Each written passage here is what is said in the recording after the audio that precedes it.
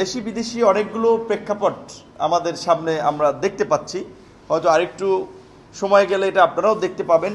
এবং সবচেয়ে বড় যে বিষয়টি, রাজনৈতিকভাবে আপনি একটা বিষয় লক্ষ্য করেন যে এখন তো আমরা যারা আছি সবাই আমরা গণ অভ্যুত্থানের পক্ষের শক্তি বলছি, সেই শক্তিগুলোর মধ্যে যে প্রচণ্ড বিভাজন, তো এই বিভাজন যদি জারি থাকে তাহলে আর কিচ্ছু লাগবে না। এই বিভাজনই নির্বাচন পেছানোর জন্য এবং নির্বাচনকে অনিশ্চিত করে দেওয়ার জন্য যথেষ্ট।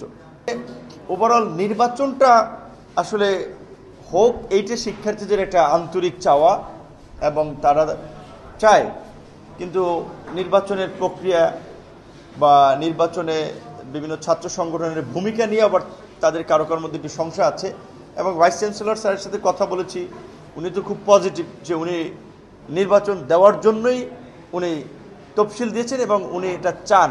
সেই ক্ষেত্রে এই জন্য আমি কিন্তু বারবার বলেছি যে আমাদের ছাত্র সংগঠনগুলোই মূলত আসলে এইখানে একটা প্রধান ভূমিকা পালন করতে হবে। তারা যদি সহযোগিতা করে তাহলে তাদের সহযোগিতা পেলে তো বিশ্ববিদ্যালয় প্রশাসন আসলে এড়াতে পারবে না। তারা যদি নির্বাচন চায়, আমার মনে হয় না যে বিশ্ববিদ্যালয় প্রশাসন এড়াতে পারবে। ওই প্রয়োজনীয়তা উল্লেখ করেই বলেছি যে একাডেমিক ভবনে অনেকে কমফোর্টেবল ফিল করবে, হলে অনেকজনের বিশেষ করে অতীতের ছাত্র সংগঠনের আধিপত্য ছিল, এখনও কিছু কিছু জায়গা আছে, সেক্ষেত্রে হলে একটা গণ্ডগোল হওয়ারও সম্ভাবনা থাকে। এবং যারা হলে থাকে না তাদের অনেকে হলে যাওয়াটা স্বস্তি বোধ করে না।